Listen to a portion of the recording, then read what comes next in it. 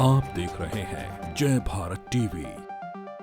उत्तराखंड में सशक्त भू कानून बनाने को लेकर लगातार बातें होती है, लेकिन इस बीच जमीनों की खरीद फरोख्त से जुड़ा हुआ एक मसला सोशल मीडिया में भी और वैसे भी तमाम विपक्षी दल उठा रहे हैं, और वो है मामला जुड़ा हुआ बीए प्रॉपर्टी वाला। और इसके संबंध सीधे बीजेपी नेताओं से हैं। ये दावा किया गया विपक्ष की ओर से। क्या ये मसला है जिसमें कॉर्बेट भी अब सामने आ रहा है? कॉर्बेट के भीतर संपत्ति बेचने और ख़रीदने को लेकर तमाम एडवर्टीजमेंट दिखाए जा रहे हैं सोशल मीडिया पर। क्या पूरा प्रकरण है, इस पर चर्चा करेंगे। हमारे साथ उत्तराखंड कांग्रेस की प्रवक्ता है सुजाता पॉल। मैम, मामला क्या है ये प्रॉपर्टी से जुड़ा हुआ जो इन दिनों आप लोग उठा रहे हैं, विपक्ष भी तमाम दूसरे दल भी उठा रहे हैं, मसला क्या है?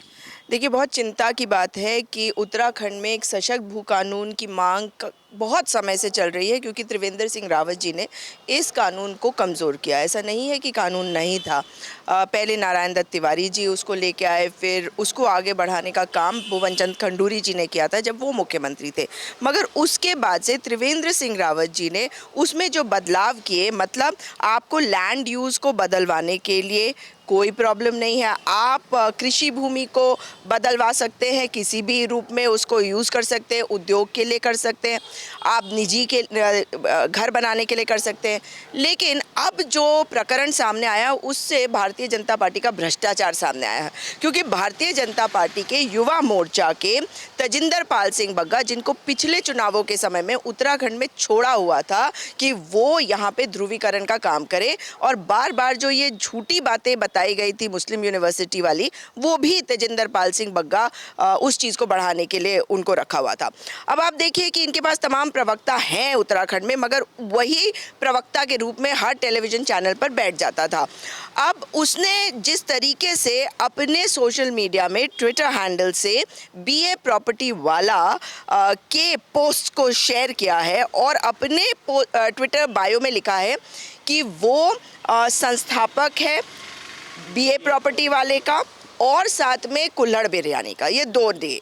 अब उसमें से बीए प्रॉपर्टी वाला के ऊपर क्या आरोप लग रहे हैं? बीए प्रॉपर्टी वाला के ऊपर जो आरोप है वो तजिंदर पाल सिंह बग्गा के ऊपर आरोप है, और वो आरोप है कि वो यहाँ पर ज़मीन बेचने खरीदने का काम कर रहा है। वो पूरे देश में कर रहा है, वो तो कई जगहों पर पूरे देश में कर रहा है। तो कैसे हो रहा है? यानी कि दिल्ली में बैठा हुआ व्यक्ति वो उत्तराखंड भेजा जाता है, यहाँ का प्रभार उसको दिया जाता है, यानी कि युवा जनता मोर्चा जो है भाजपा का, उसका वो प्रभारी है, और यहाँ पे आके वो प्रॉपर्टी का काम कर रहा है। या वो प्रभारी ही बनाया गया है ये प्रॉपर्टी का काम करने के लिए, या प्रॉपर्टी वाला बन के आया और इसका प्रभार भी यहाँ पे दे दिया गया। तो इसमें सारे ही भाजपा के नेताओं को जवाब देने की आवश्यकता है, क्योंकि उसके ट्विटर हैंडल से जो प्रॉपर्टीज़ दिखती हैं उसमें हरिद्वार की एक रिहायशी इलाके में प्रॉपर्टी है, 21 लाख में वो बता रहा है कि बेची जा सकती है। दूसरा मुक्तेश्वर में 1.3 करोड़ का वो बेचने की बात कर रहा है, कॉटेज की बात कर रहा है। उसके अलावा जो सबसे खतरनाक बात है, जिम कॉर्बेट पार्क के अंदर की प्रॉपर्टी को बेचने की बात, उसका उसने पूरा वीडियो डाला है। इसका मतलब है कि वो जिम कॉर्बेट तक पहुंच गया, यानी कि रिजर्व फॉरेस्ट तक। अब ये क्या तहकीकात का मामला नहीं है, जांच का मामला नहीं है? मुख्यमंत्री को क्या इसमें जवाब देने की ज़रूरत नहीं है कि भाई आपका एक युवा जनता मोर्चा का व्यक्ति आता है और यहाँ पे प्रॉपर्टी डीलिंग कर रहा है, और साथ में वो रिजर्व फॉरेस्ट के एरिया की प्रॉपर्टी को बेचने की बात कर रहा है। अभी तो ये देखना चाहिए कि उसने किस किस को अब तक बेचा, कहाँ कहाँ बेचा, कौन कौन से बाहर के लोग हैं जिनको उसने बेचा, क्योंकि सस्ती प्रॉपर्टी नहीं है। ये जो कॉर्बेट पार्क के अंदर वाली प्रॉपर्टी है, इसको 68 लाख की बता रहा है।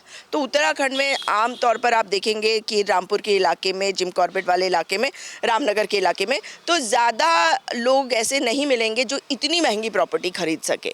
तो यहाँ पे प्रॉपर्टी के दामों को भी बढ़ाने का काम फिर इस तरह से होता है, और बाहर के लोग आते भी हैं। सबसे बड़ा मुद्दा यहाँ पे है कि यहाँ का मूल निवासी कौन है। ये मूल निवासी का सवाल जो है वो आज तक लटक रहा है, क्योंकि ये तो तय करना ज़रूरी हो गया अब कि मूल निवासी आप किसको मानते हैं। कौन सा साल है जब यहाँ के लोग मूल निवासी माने जाएंगे कि भाई ये कट ऑफ डेट है कि इसके बाद के नहीं माने जाएंगे, इसके पहले के। इतना भी कर देती है सरकार तब भी समझ में आता।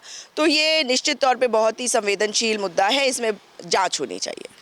मैम, जो सोशल मीडिया में जिस प्रॉपर्टी की आपने हरिद्वार में बात की या जिम कॉर्बेट के भीतर जो तस्वीरें सामने आई हैं, इससे क्या साबित होता है कि वो प्रॉपर्टी इलीगल है? क्योंकि बीए प्रॉपर्टी वाले का दावा है, उनका ही, तजिंदर बग्गा का, कि भाई वो तो प्रॉपर्टी का काम करते ही हैं, उसमें कोई अवैध तो है नहीं।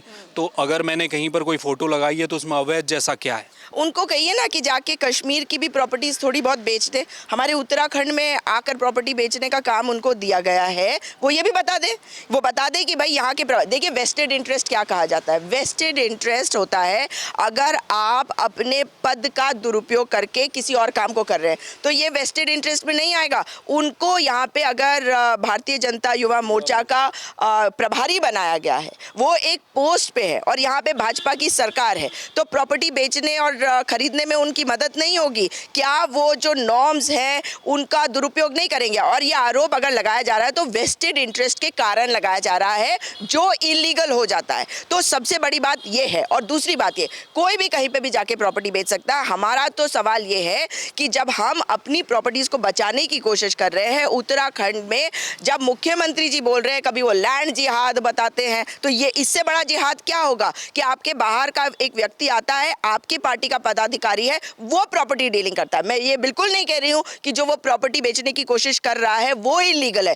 मैं ये कह रही हूँ कि जांच करके तो देखा जाए ना कि अगर रिजर्व फॉरेस्ट के अंदर वो किसी जमीन को बेच रहा है तो क्या वो लीगल है।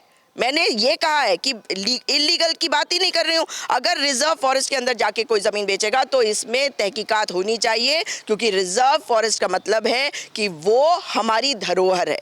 वहाँ पर अगर पहुँच के वो ज़मीन बेच रहा है तो उसके कागज़ दिखाए, जांच हो और ये भी बताए सरकार की वेस्टेड इंटरेस्ट है या नहीं। उनका पदाधिकारी कैसे बेच सकता है आके यहाँ पे? कॉर्बेट में तो प्रधानमंत्री मोदी का एक ड्रीम प्रोजेक्ट था, इतने पेड़ काट दिए गए, वहाँ न तो सड़क बन पा रही है। एक बहुत पुराना प्रोजेक्ट है चिल्लरखाल मोटर मार्ग वाला, वो तक नहीं हो पा रहा है कॉर्बेट की वजह से। एनजीटी की नज़र वहाँ पर है और केंद्रीय पर्यावरण मंत्रालय तो सख्त रहता ही है, अब यहाँ पर कितना सख्त है देखना होगा।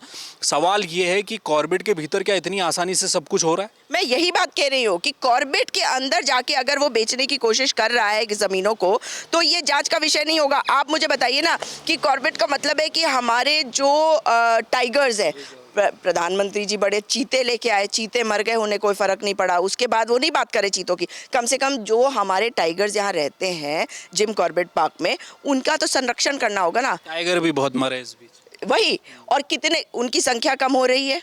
अगर संख्या कम हो रही है उसका कारण एक और मैं आपको बता रही हूँ। पहले क्या होता था, बहुत साल पहले जब इतना डेवलपमेंट नहीं हुआ तो ये कॉरिडोर होता था पूरा पहाड़ों में। जब बहुत ठंड हो जाती थी, कॉरिडोर होता था जिससे वो पूरे सुंदरबंस तक जाते थे, टाइगर्स, एलिफेंट सब। लेकिन अब वो कॉरिडोर्स भी खत्म होते जा रहे हैं। 8 एलिफेंट कॉरिडोर्स को भी इन्होंने डी नोटिफाई किया था, जो फिर कोर्ट के आदेश के बाद इन्होंने उसमें पीछे हटे। लेकिन अगर कॉर्बेट नेशनल पार्क में कोई भी कार्य किया जाता है उस पे MOEFF पर्यावरण मंत्रालय की नज़र रहती है, और इसलिए कोई नया मकान नहीं बन सकता। मैं आपको एक और एग्जांपल देती हूँ। मसूरी में बता दीजिए कितना वहाँ पे अंधाधुंध कंस्ट्रक्शन हो रहा है, वहाँ पे भी तो रोक है। तो यानी कि जो मकान बनाने की प्रक्रिया चल रही है, जो कंस्ट्रक्शंस हो रहे हैं, प्रॉपर्टी की खरीद फरोख्त हो रही है, उसमें सरकार को ध्यान देना चाहिए। अगर आपको लगता है कि जो तमाम विपक्षी दल इस मुद्दे को उठा रहे हैं उसका कारण क्या हो सकता है कि क्या उन्हें केवल एक भू कानून चाहिए? नहीं, क्योंकि वो अपनी आंख के सामने रिजर्व फॉरेस्ट को खत्म होते हुए देख रहे हैं, वो अपनी आंख के सामने अपनी ज़मीनों को खुर्द-बुर्द होते हुए देख रहे हैं, और इसमें सरकारी हस्तक्षेप की अब ज़रूरत है, रोकने की। अब तक सरकारी हस्तक्षेप हुआ मदद करने की उन लोगों को जो खरीद रहे हैं, जो बेच रहे हैं। इसको बंद किया जाना चाहिए। जांच की आप मांग कर रही हैं सरकार से? बिल्कुल, मैं तो शुरू से कह रही हूँ कि आप जांच करिए ना। मैं ये नहीं कह रही हूँ कि अवैध है या वैध है। सबसे पहली बात है कि फॉरेस्ट लैंड के अंदर अगर कोई प्रॉपर्टी की बात हो रही है, क्या वो वैध है? दूसरी बात, वेस्टेड इंटरेस्ट है या नहीं, सरकार बता दे। अगर भारतीय जनता पार्टी कहती है वो हमारा पदाधिकारी नहीं है, तो उसके ट्विटर बायो से हटवाए पदाधिकारी का, वो प्रॉपर्टी डीलिंग करने के लिए आए। यहाँ पे वो प्रवक्ता भी बन के आता है, वो भाजयुमा का प्रभारी भी बन के आता है, नेशनल सेक्रेटरी है वो भारतीय जनता युवा मोर्चा का। तो यहाँ आके वेस्टेड इंटरेस्ट का काम अगर कोई कर रहा है तो वो इलीगल है, और उसके लिए उसको पूरी तरह से उसके खिलाफ FIR होनी चाहिए। बिल्कुल, देखिए सवाल यही है, अगर आप बीजेपी जैसे दल से जुड़े हैं कि जो कि इस समय न केवल केंद्र में बल्कि प्रदेश में भी जिसकी सरकार है, अगर आप उससे जुड़े हुए हैं और अपने बायोडाटा में आप प्रॉपर्टी डीलर के तौर पर काम कर रहे हैं और उसमें भी अगर कॉर्बेट के भीतर संपत्ति की खरीद फरोख्त की बात हो, उसे प्रचारित प्रसारित किया जाए, तो पर्यावरणविद तो चिंतित है ही, विपक्ष भी चिंतित है और मांग की गई है सरकार से कि इस पूरे प्रकरण की जांच होनी चाहिए। कम से कम जनता को बता तो दें कि उस कॉर्बेट के भीतर जहां एक पत्ते को भी उठाने के लिए आपको तमाम फाइलों से होकर गुजरना पड़ता है, जहां एनजीटी की 24 घंटे नज़र रहती है, वहां क्या इतनी आसानी से कोई प्रॉपर्टी बिक रही है? तो कैसे बिक रही है? सवाल सरकार के इकबाल पर भी है। कैमरा मयूर उपाध्याय के साथ हेमवट, जय भारत टीवी।